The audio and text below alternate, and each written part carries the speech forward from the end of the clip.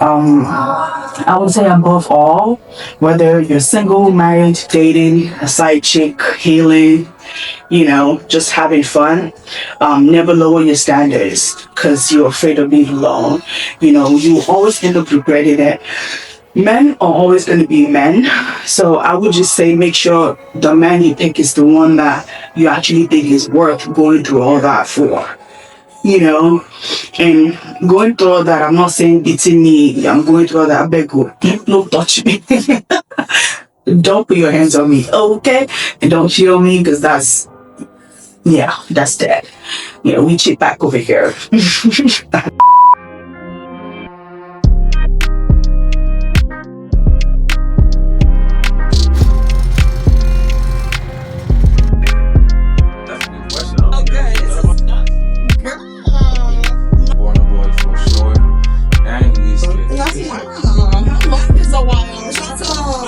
Hey Goldies. Hi Goldies, welcome back to my YouTube channel. It's your girl Precious Gold. Hi you guys, if you are a new subscriber, hey girl, welcome to my channel. And if you are a returning subscriber, hi Goldie, good to see you again. Alright guys, I am so excited for today's video because it's more of like a discussion for the girlies. Anything that has to do with talk with my girls, I'm always down for it. So you want to take a seat, take a glass of wine, because we're going to unwind. We're going to talk about some stuff, some things that needs to be said, okay? And if you have been chronically online like I have been, you kind of have an idea of what I'm trying to talk about. How many of us have seen The Polygamist on Netflix? Yeah. Me too, girl. And that show traumatized me because what? What do you mean? What do you mean I'm married to you and you have like 2 other wives? What do you mean by that? Look, let's talk. What do you mean by that? So, I don't know if you guys peep the little rebrand that we did. I got my flashcards, whatchamacallit. I have this, and it says the Precious Combo. I don't know if you guys can see it, but I'm so excited about that. I just have my points written down on here, so I'm just going to be glancing through it. It just makes me feel like, like a real show, a real TV show. But guys, let's get right into it because The Polygamist traumatized me, as I said earlier. Now this video is going to be for wives, side chicks, girlfriends, healing women, dated women. Alright, so while watching the show, I realized it's not even about the man having multiple wives, right? It's about the struggles that us as women face on a day-to-day, just to say we have a husband, just to say we have a man that's taking care of us. You know what I mean? Because, it's all about the struggles that we face as women, loneliness, self-worth, fear of being alone, and what are people gonna say, and what the things that we are willing to accept. It's all about that. This is a safe space. I'm not here to judge anybody. If you're a side chick, that somebody is married and you still want to pursue that, do that. But, know why you're there. My girl, know why you're there. Do not lose sight of why you're there. You are, whatever it is you're getting from that, either money, trips, businesses, whatever it is you're gaining, know that and know peace. Because I don't understand why Latipa, the side chick before, ended up getting pregnant with twins for him. Why? You lost sight of why you were there. You just wanted to be a wife so bad of Ujonasi. You wanted to be Ujonasi's wife, right? And you got that. And now you see that it's not all roses. It's not all you thought it would be. Because there are some women, some wives that would paint their marriage as like this perfect marriage. Meanwhile, they're suffering. They're seeing hell in that marriage. But because of how they've painted it, you now want a part of that because you're like, she's definitely enjoying something that I want. Oh yeah, I want that. Sometimes it's not like that. So do your research as well. Know why you're there. Do your research. Don't get things twisted, girl. You know what I mean? So I was saying when I watched the show, I wasn't really focused on the man. I was focused on the women because there was a lot of enabling going on, starting from Essie. Essie. Yeah. Essie. Why? And these are some women's life. You fund a man's lifestyle, you send him to school thinking or waiting on him to come back when he's rich or whatnot, come back to show you the life or whatnot. And he did come back for her, but she was still hidden, and Essie definitely enabled him. She knew, she ignored the red signs, even though she was the first person to meet Jonasi. She was the first person to meet him, but she already could tell how he was as a man. She would lie to other girls on his behalf, telling him, oh, he's not here. And she knew about all the girls he had, but she, for some reason, thought he would change for her. And that's my problem with us women. We always think we're the exception. We always think we're the ones that, oh, it would never happen to. Why do you think that? Because whatever you have down there is what the next woman has down there. So unless yours can fly, unless yours can do a backflip that nobody knows about, then even at that, men will still be men. You know what I mean? So like, I didn't really feel bad for Essie. I felt bad for her kids, though, her daughter, because she did not deserve that. All she wanted was to be part of the family, but she couldn't. For 19 years, she was hidden. Her mother's bad or poor choices ended up affecting her life. Don't ignore the red flags. Desperation makes you settle. Essie was definitely desperate. She was definitely desperate to be a part of the family, desperate to help a man, desperate to just even to the extent that she was willing to take whatever. It didn't even have to be like, oh, okay, I'm not your wife, but okay, I'm your wife, but I'm hidden. I'll take that. That's desperation. That's what being desperate makes you do as a woman, Another point I would just want to say is don't lose yourself in a marriage. Just because you're married don't mean you don't have an identity anymore. You were yourself. You were who you were before you met your husband. So there's no need to change. Many of us, we get married, we take on the role as a wife, as a mother, as a caregiver, and we come last, right? Us as women, we come last. Let me use myself as an example. Like, say I have a child and I'm taking care of the child, and then I forget what I like to do, what Precious likes to do. I love to do YouTube. I love to sit in front of the camera, record myself, talk to myself, make TikToks, go out, have fun, go to dinner, go to brunch with friends, go shopping. That's what I like to do. But now that I've now become like a wife and a mother, I'm now putting myself at the back burner. That's not gonna happen, and I feel like if you are married to the right person as well, they will remind you why they fell in love with you. They would remind you like, hey, I didn't meet you as a mother. I met you as Precious. So where is that girl now? You know what I mean? So yeah, don't lose yourself in a marriage. Have hobbies, have fun, live life. Loving your spouse should never mean abandoning yourself. Okay? Just because you love someone doesn't mean you should abandon yourself. You're still somebody's daughter. You're still somebody's friend, somebody's sister. So remember that. Okay? Again, this is a judgment-free zone. I kind of spoke a little bit to my side chicks, but I'm just gonna reiterate what I said. While you're there, do your research. Temporary validation isn't love. Okay? Temporary validation is not love. Because just because they're seeing you once in a while and they're telling you, oh, you're the best thing after sliced bread. Okay? But you're telling that to your wife, you then have to leave me after we do all our rendezvous. You have to leave me and then go back to your actual family.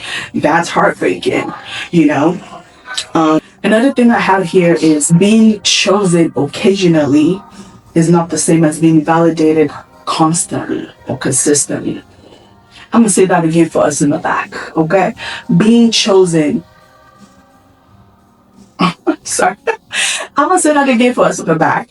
Being chosen occasionally is not the same as being valued consistently. That came to my mind and I just had to write it down and now I'm like forgetting it. But yeah, it kind of speaks volume for itself just because someone chooses you once in a while, just like Ojonasi. He went to Matipa right after she gave birth. He wants to knock. Like what? She still saying that I have stitches and da da da da da. Mind you, he went to her because Joyce wouldn't give him that. So he knew he had another option. And then he said, well, your mouth works, right? Get to work. And hey, I can't fault him because that's what you're there for. You're a side chick. You know, you are going to please the man no matter however he deems fit. And what did she do? She went to work because she felt like that's what she had to do. She knew deep down that that's all she was worth to him, right? Until Joyce now got tired and was like, you know what? Just bring her in as a second wife. And what did she do? She accepted. Because of what? Desperation. Because of what? She didn't want to be left alone now because now she has twins to take care of. So now she just feels like, oh, it's love and I want to take care of my twins. But that's how you know it's not love. Like, because she left the babies eventually. I mean, obviously it's good that she left because he would have killed her. But like, if you love him, stay, you know? The wife loved him and she stayed till the end. You know, Essie loved him and she stayed till the end. And even when he's still messing around throughout his HIV and whatnot, she's still there making him soup and everything. Mind you, it's not even all of them three. He's even a pervert because that little girl that he was messing around with, that one too blew me. That could be his daughter, man. Like, what are you doing, Jonas? Jonas? I don't. But yeah, as my girlies, my side pieces, know what you're snatching, okay? Because some wife can paint this perfect life, but you enter it, you realize like, wait a minute, this is not what I thought it was. You know, do your research. Not that girl, everybody has their own. We're all grown here, we're all adults. People are we're in that day and age now where people are vocal about selling their body for money or whatnot. Oh yeah, know what you're snatching, and if you know this is what you really want to do, don't lose sight of it. If you want to be with him because he has money and he's taking care of you, do just that. Don't go and get belay for him and be expecting him to leave his wife for you and like take care of you and the kids and all that. It's never gonna happen, right? And I actually thought he actually liked Matifa because she spoke softly to him and she was his peace and you know compared to how Joyce would speak to him. So I'm thinking like, yeah, maybe be a man's peace, but girl, I don't know too much about that because men preach, oh, be my peace, but they be a little mean to them. They like that shit. They want to be running after you like, oh, yeah, yeah, yeah, and that's who I want. Is the one that is mean to him, is the one that is like talking anyhow to him that he wants, you know? And look at Slumflower or some Slumflower, I think. I love her. That's my girl, Za, okay? Because she's very vocal about how men actually pay her to be mean to them and to demean them. You know, so you just have to know what works for your type of man. Not every man is all about peace and all that, talk to me softly. And some men actually are about that. So just know the type of man you're dealing with, to be honest. Yeah, basically, the lessons that I think I learned from this show in general is that every woman deserves honesty and respect. You know, it's not just a man thing, because we've made it seem so normal for only just men to want respect and only men to want like leadership and love and honesty. But every human being deserves both. You know, people should be free to choose their relationship style, but choices should be made from confidence, not fear. You know, just like Matipa chose to be with him out of fear because she's now had kids for him and she doesn't want to be left alone. She doesn't have money. He blocked her bank accounts and whatnot. Now she's broke, you know. And on top of that, he's beating her and he's beating the wife. And I think the only person he didn't beat was Essie. And that's good because she was secluded. So in a way that helped her deal with him better, you know, if that makes sense. I would say above all, whether you're single, married, dating, a side chick, healing, you know, just having fun, never lower your standards because you're afraid of being alone. You know, you always end up regretting it. Men are always going to be men. So I would just say make sure the man you pick is the one that you actually think is worth going through all that for. You know, and going through all that, I'm not saying beating me, I'm going through all that, I beg you, don't touch me. Don't put your hands on me, okay? And don't cheat on me, because that's dead. You know, we cheat back over here. I don't know what. Please, we cheat back over here, so don't do that. Don't put your hands on me, don't cheat on me. Don't demean me. You have to always support me. Like, these are my standards, my non-negotiable. You know, take care of me, let me be comfortable, let me feel safe with you. So everybody has what they can deal with and what they cannot absolutely deal with. So know yourself and know what you can deal with. So when what you cannot deal with comes around, you can point it out and be like, oh yeah, I'm not dealing with this, you know, and that's okay. You lose them how you get them, you know. And that explains itself. You see a married man and you're like, oh yeah, that's who I want, and he's cheating on his wife with you. Don't feel like you're an exception. Don't feel like you're special and he's not going to do the same to you if he's done it to his wife and several other women. Notice the patterns, you know. Men are a man, you know, they'll stick with anything, in my opinion, anything that has a cootie cat, you know. So just know, just never lose sight of that, and know, keep at the back of your mind that if he's doing this to somebody else for you, he can do you for somebody else. Okay. Now, I think that's just all I want to talk about, and I would definitely love to hear you guys' opinions. What are your thoughts? Are you okay with being in a polygamy marriage?